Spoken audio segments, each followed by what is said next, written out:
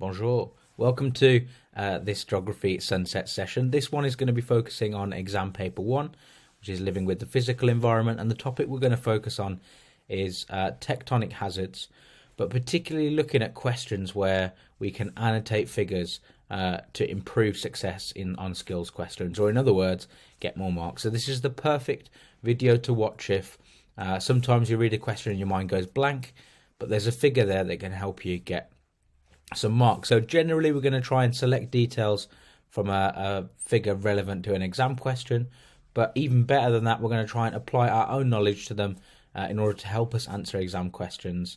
And right at the end, we're going to evaluate the appropriateness of certain features of figures to the question being asked. So there's 3 different types of slides or pieces of information. Teaching slides, where I'll ask you to make notes. I'll try and remind you as we go. Working slides, so those are with exam questions or activities that have been taken from exam past papers, and I'll tell you when to pause and have a practice at those. And then finally, assessment slides or assessment sections, where you'll be assessing your work, green pen in your work, to make sure that you are going to be achieving as many marks or attaining as many marks as you possibly can. So the first question we're going to look at is this one. It says, study figure 1, a world map showing plate margins and active volcanoes. And it says, using figure 1, which one of the following statements is true? Now, this is only a 1 mark question, so we don't want to spend too long on it. But before we do that, we're just going to recap a bit of knowledge. So this is the world, and this is a very, very simple version of the truth. But this is a picture of the world's tectonic plates. Now, the world is divided into tectonic plates. Some are under the ocean, so for example the Pacific plate, those are known as oceanic plates, and others are on land or rise up above the sea, and those are known as the continental plates. Those are the plates that you are on right now. And due to convection currents and slab pull in the mantle, these tectonic plates move around, and that's what the red arrows are showing you. So this is quite a common figure for them to use in the exam. So if you're new to, you can stop and make some notes, pause the video on what I've just said about the tectonic plates. The person who came up with the theory of tectonic plate movement is a man called Alfred Wegener. And he came up with it within the last 100 years. So if you were to be in a school a century ago learning about volcanoes and earthquakes, there would be no theory to explain why they occur, or why the world, or how the world is split up into tectonic plates. However, now there is. Thanks, Alfred Wegener. So, when we look at figure 1, we don't want to spend too long on the question, however, because it's only a 1 mark question. However, we need to make sure we get it right. So, what I'm going to do is I'm going to show you in a very simple way first how you can annotate in order to improve your answers. So we need to find out which one of these statements is true. Well, it says that all active volcanoes occur in lines along plate margins. So plate margins are these lines that are marked on, though that's told to us by the key. Remember, the key unlocks the map, so, or the figure, or whatever you're using. So it's really important that we look at the key. So plate margins, it tells me, are these dashed lines, these sort of lines with sort of other lines going perpendicular to them, but also these lines with smaller dashes, another plate margin. So, do all active volcanoes occur in lines along plate margins? Well, I can see one there that's not in a plate margin. I know it's an active volcano by using the key, so it's definitely not A. There are more active volcanoes along constructive margins and than destructive margins. So, if I look generally, I know that destructive margins are these margins here with the sort of longer dashes, and then those sort of strange zigzaggy scribbly lines, those are constructive plate margins. Generally, there aren't many active volcanoes that I can see on these constructive plate margins, but I can see lots here,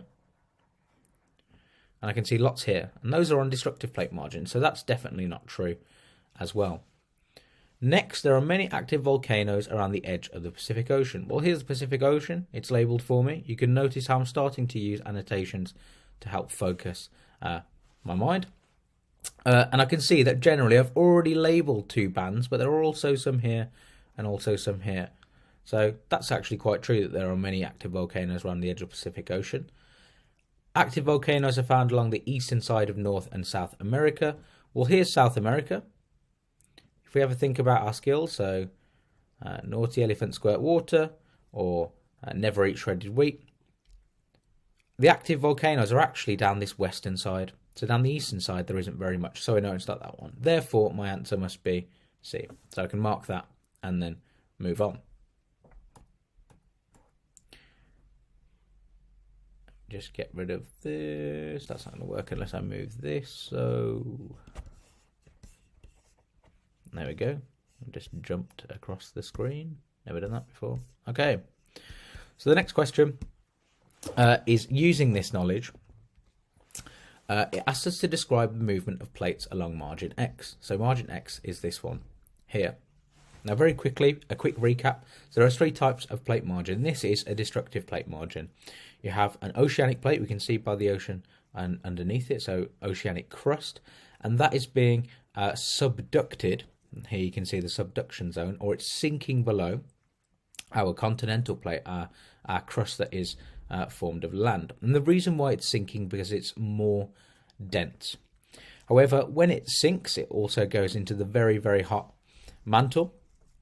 And as you'll know from your science lessons, when things get warm, they generally tend to rise, and that's especially true for magma under the Earth's crust in the mantle. And as a result, we get volcanoes forming. The subduction of this plate also, and the friction between the 2 plates, also causes a lot of friction, and that's going to lead to earthquakes. Then we have constructive plate boundaries. This is where 2 plates are moving apart. I can't remember if I said it, so I'm going to say it again. So destructive, they are colliding or moving towards each other. In the constructive plate boundary, our 2 plates are moving apart. Now, when our 2 plates move apart, magma rises up into the gap between the 2 plates. An example of this is the Eurasian plate and the North American plate on the mid-Atlantic ridge in Iceland. As a result of that magma rising up to form that gap, we sometimes get, we always get volcanoes forming in that gap, but we also sometimes get the formation of new land. Hence why they're called constructive plate boundaries, because they construct new land. As well as volcanoes, you're likely to get earthquakes here as well, because of the friction of the crust with the mantle also causes earthquakes. And finally, the last thing to make notes on, a conservative plate margin. As you can already see, there isn't any magma. So you can see it represented here in the red. There isn't any magma rising up to the surface. So we're probably not going to get any volcanoes forming at a conservative plate. And that's because the plates are either moving in completely opposite directions. So you can see that represented by these black arrows here. Or what can happen is they can be moving in the same direction, but at different speeds. And what that causes is what we call a strike-slip fault. Think of it like a little bit like a match striking a matchbox. The 2 plates kind of slide and slip as they move along. And eventually, as they slide and slip, that friction builds up. And when they get stuck, the friction, the energy builds up. And eventually, that fault strikes like a match. And that causes lots of earthquakes. And these are plate margins that cause lots of earthquakes. So thousands occur on the San Andreas Fault, which is an example on the west coast of the USA near California, but some of them are so small that they are barely even felt. So what we need to do is use our knowledge of plate boundaries to try and attack this question. So it says, describe the movement of plates along plate margin X. The first thing I'm going to do is I'm going to highlight plate margin X, or I'm going to annotate plate margin X. So this is plate margin X. I'm just going to annotate it. So this is the plate margin running along here. Now I can see that that is based on the key. That's a destructive plate margin. So that's a destructive plate margin. I can kind of tell that as well, because we've got oceanic crust here and continental crust here. This is what we call the Nazca plate, and this is the South American plate. And although the map doesn't tell me, I can use my knowledge that at a destructive plate, the plates are going to be moving towards each other. So what I want you to do is pause the video and see if you can put that into your own words. So have a think about how you would annotate the map, and then see if you can put a description of the movement of the plates along margin X into your own words. So pause the video now. Okay, so if we were looking at our description and trying to put it into words, What the examiner is looking for here is for you to identify this is a destructive plate margin, but you wouldn't get any marks for saying that because you can do that very simply by using the key. The important part is you're describing the movement. So the plates are moving towards each other or colliding. You need that part in order to get the mark. So it's all about the movement, and they are moving towards each other or colliding. Okay. The next question we are going to look at, and these next two are quite long questions, but we are just going to whistle through and think about how we might annotate the figures, because that's what we are focusing on in this sunset session. So the question says, study figure 2, a map of Iceland showing the tectonic plates. The area is labelled Y on figure 1. So here is figure 2. Showing Iceland and the two tectonic plates that I mentioned beforehand. So the North American plate and the Eurasian plate, which are moving away from each other. It's a constructive plate boundary. And the question asks us, using figure 2 and your own understanding, suggest how plate movements cause tectonic hazards in Iceland. So what I want you to do is pause the video and have a go at that question. It should only take you about 5 minutes. But have a go at using figure 2 and your own understanding and suggesting how plates movement cause tectonic hazards in Iceland. But what I would get you to do before that is think about what you could highlight or what you could circle or annotate on the figure that would help you answer, help you write your answer. So pause the video for 5 minutes now.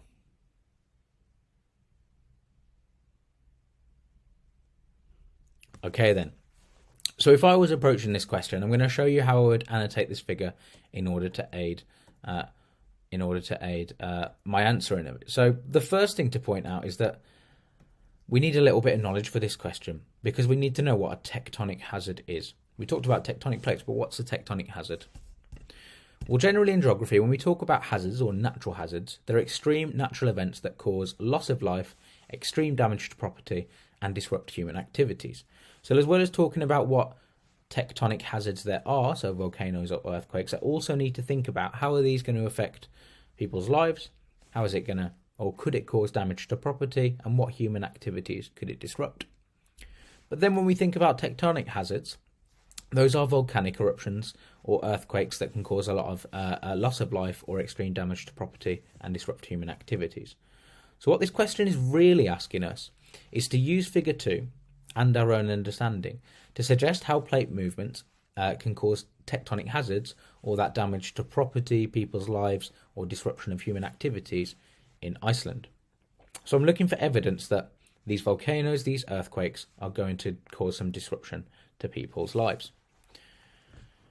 So if I was looking at this question, I was looking to annotate the figure first in order to access some more marks. Let's say my mind's gone blank and I can't really remember anything about tectonic hazards. The first thing I'd pick up through reading through the figure is that there are lots of volcanoes in Iceland. I can see some here, and I can see a cluster here. I know from my own knowledge that this is the Eyjafjallajökull volcano in Iceland, but you may not know that. That's absolutely fine. But we'll just go based on the assumption that we don't know anything. But what I can also see is that those volcanoes are located quite close to this, something called Reykjavik. And if I have a look at my key, because remember it unlocks the map, it tells me that's the capital city. So the first thing I'm thinking about is, hang on, I've got some volcanoes that are very, very close, so I can use my scale line. They're approximately just over 50 kilometres away from the capital. So that's quite a concern in terms of tectonic hazards. But then you've also got this grey shaded area, and if I use my key again to unlock the map, it tells me this is the Mid-Atlantic Ridge, a plate margin. I can see that the plates are moving away from each other, so I'm going to guess that that's a constructive plate margin. Well, in fact, I'm not going to guess. I know. I've used my own understanding. And because that's a constructive plate boundary, as I mentioned in one of the teaching slides, that means we're going to have not only volcanic eruptions or volcanoes forming, which we can see forming on the ridge, but I'm also going to have earthquakes. Now, the bit I think is interesting is that this plate margin goes right past the capital city of Reykjavik. So now I'm starting to think about how this could impact or how this could affect the capital city. So using your green pen, what I want you to do is think about how you could have answered this question. I've also missed one more thing, which I forgot, but I've just noticed it, and that's absolutely fine, is that several hundred earthquakes are recorded in Iceland every year. So if there are several hundred earthquakes happening, and that plate margin goes right through the capital city of Reykjavik, then it's likely that those earthquakes are going to either cause some damage to property or disrupt some human activity. So we're only going to focus really on how we can use the figure in this section. And when we're using the figure, we don't necessarily need our own knowledge. So first of all, in your answer, you need to identify that the tectonic hazards in figure 2 are volcanic eruptions and earthquakes. That's the first thing you need to do. So if you haven't done that, then add that part to your answer. But you also need to include that in figure 2, there are no volcanoes near Reykjavik, but as it's close to the mid-Atlantic ridge, there may be earthquakes in the capital. So you might think that these volcanoes are not so close, and therefore are less of a hazard to the damage of property or the loss of life than the volcanoes. You might choose to focus on the earthquakes, and my answer does that. But you also need to explain why they are a hazard. So it could be that they are a hazard because they will cause damage to financial buildings or residential buildings in the capital city, or you might think about travel and how earthquakes could disrupt transport of goods and services in and out of the capital city in Iceland. However, you might also choose to focus on the volcanic eruptions, and that's absolutely fine. And you could talk about how potentially pyroclastic flows and ash from the volcanoes that are near to Reykjavik, how they could lead to damage to property, because pyroclastic flows have a massive impact on any land that they pass over, destroying property, but also potentially causing death, but also, if not death, respiratory issues for the people that it passes. So what we're trying to do is use the information that we've identified and annotated in the source in our answer. So you can see in my answer, the first thing I did was identify that there are volcanoes and earthquakes in figure 2, and I've included that in my answer. In fact, I probably could have done it one better, or I could have gone one better, and I could have... and I could have added that this is in figure 2, just to show that examiner that's where I'm getting this information from. And then what I can do is go delve into the details. So in figure 2, I'm focusing on the mid-Atlantic ridge and the potential earthquakes that may happen near the capital, Reykjavik. So one thing I've also missed that I've annotated is that I could also add that the capital is called Reykjavik, just to show, again, that I've used that figure, so to make some use of my annotations. And then finally, I need to explain why it's a hazard. So I could talk about disruption to human activities, such as transport, the movement of services and goods, or indeed responses to the tectonic hazard itself, such as search and rescue missions. But the idea is that even with very little knowledge of tectonic hazards, purely using the idea of annotating the figure, so the volcanoes, but also the presence of earthquakes along the mid-Atlantic ridge constructive plate margin, I can begin to think about how tectonic hazards will affect Iceland. So we're going to do one more example, and this time you're going to practice on your own beforehand again. And that question is a 9-mark question, so it's a bit longer, but we're just going to focus on how we can use the figure. So the question says, choose either an earthquake or a volcanic eruption. So I've got to pick one.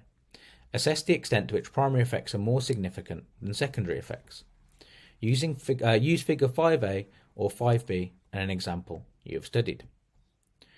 So very quickly, when we're thinking about our example that we have studied, a primary effect, so of the Tohoku earthquake in Japan that we study as a case study of a tectonic hazard in a HIC. An example of a primary effect is a 9-meter high wave flooded the Fukushima plant generators and electrical wiring. And the reason that's a primary effect is because people lost energy immediately. Next, a secondary effect, so the economy. The economic cost was, in US dollars, $235 billion US dollars, making this the most expensive natural disaster in history. So people lost energy immediately, which was a primary effect. However, a secondary effect, the Japanese government are still paying off their response, or the cost of their response of rebuilding, rescuing, and adapting to tectonic hazards, which is 235 billion US dollars. So that's some of your own knowledge you could use in the 9-mark question. So what I want you to do, and again think carefully how you can annotate or think about annotating the figure in order to help you, is pause the video, and for 9 minutes, only 9 minutes, have a go at answering that question purely based on things you can use in the figure. So if you want to introduce your own knowledge about the Japanese earthquake or about the Haitian earthquake, that's absolutely fine. But 9 minutes is a very short amount of time, so focus on using the information on the figure to write your PL paragraphs and to write your answer. So pause the video for 9 minutes now. Okay then, so if I was answering this question, the first thing I would need to do is I need to decide whether I'm looking or I'm going to look at an earthquake or a volcanic eruption. I quite like the look of this picture, not because I'm into the destruction of people's livelihoods, but because there's lots in there that I think I could talk about. So I'm going to choose the tectonic hazard earthquake. So the first thing I can do if I'm annotating, I'm not using figure B. The question asked me to use figure A or 5B, so I don't need to use that. So that's out of sight, out of mind. I'm not going to think about it again. And now I can start to think about what I might annotate on my figure. So the first thing I can see here is that as a primary effect, some of these houses have clearly been destroyed completely. They've been absolutely flattened. So the destruction of housing is one. And just to remind myself, in case I forget, it's always useful to write it down. So the destruction of housing, and that would be a primary effect. The houses collapse as a direct result of the seismic waves or the shaking of the ground. But I can also see that this amount of waste here is going to cause a problem for the houses that are still standing, because this waste is very likely, if it's not cleaned up, to lead to the spread of disease,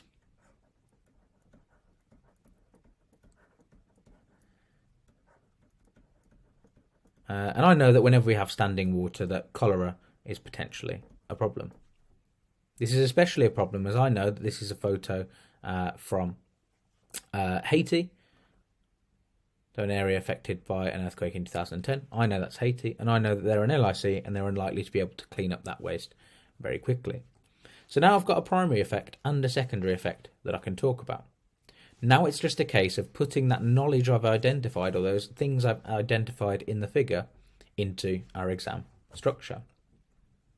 So the way that I'd do that is I'd start by thinking, well, this question asked me to assess the extent. So before I even talk about the figure, I've got to do that. So I'm going to say I agree that primary effects are more significant than secondary effects to a large extent.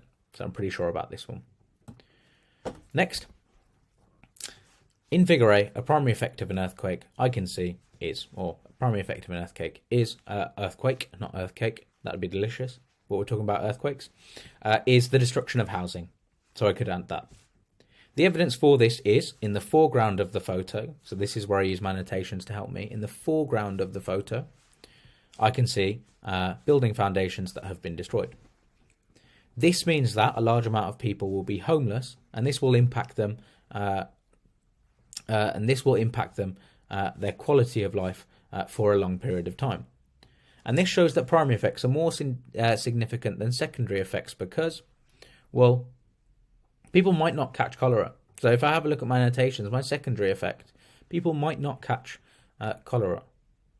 But the destruction of housing is a more urgent and a more immediate way that their quality of life is going to decrease. So my explanation for that would be, this shows that primary effects are more significant than secondary effects because, as we can see in figure 5A, people's quality of life is going to be reduced dramatically, very quickly by the destruction of housing. However, I could also argue, and there's no better comparison, no better explanation than comparison, I could also talk about how cholera may impact some people's quality of life, but it's not going to affect everyone's. Whereas the destruction of this housing is going to affect the livelihood of families large amounts of people, and based on the destruction and the primary effects I can see in figure 5a, there's going to be a large amount of people without housing in Haiti. So what it's about is about thinking, how can we annotate the figure so that when we are writing our appeal paragraphs and when we are justifying the decision we've made in that first sentence, so when I'm justifying that primary effects are more significant or important than secondary effects, that I use the evidence I've already annotated. Because if I annotate them first, then I've done the hard thinking. And then it's just a case of writing in my structure and using the evidence that I've already identified to support my judgment. So what I want you to do is, based on the green pen that you've done or from my answer or from my structure, but also just generally looking to self-assess your work, try and give yourself a level and also a mark. Now, the general difference is that a level 1 answer, or 1 to 3 marks, will make simple statements describing primary or secondary effects, whereas a 4 to 6 mark is more developed and will attempt to use the figure, whereas a level 1 answer, 1 to 3 marks, will not really use the figure. And then finally, a 7 to 9 mark will make very detailed points that evaluate the importance of primary and or secondary effects, so that idea of discussion, with very clear use of the figure. Now, if you've annotated your figure and included that information in your answer, then you're definitely going to be hitting that top level. Okay. And if you're wondering what that might look like, you've got a best bin build here. So some of the things that you are looking for in terms of your best, the main one is that you've used evidence from the figure, including primary and secondary effects that can be seen. So you've used your annotations. You've not just done them, you've used them in your writing. Bin, so if you describe what you can see in the figure without linking it to the question, that's not going to be getting you into that top level. So you've got to link it to any primary or secondary effects you identify. You've got to link them to that question. Which one is more significant?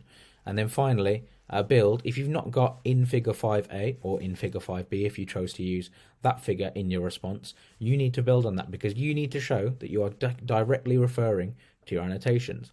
So have a look at your answer, which parts are best bits, which parts are bin bits, and which parts are build bits. And perhaps have a look at the build bits, or think about how you can improve those for next time. I've been Mr. Batto. You've been great. Thank you for coming.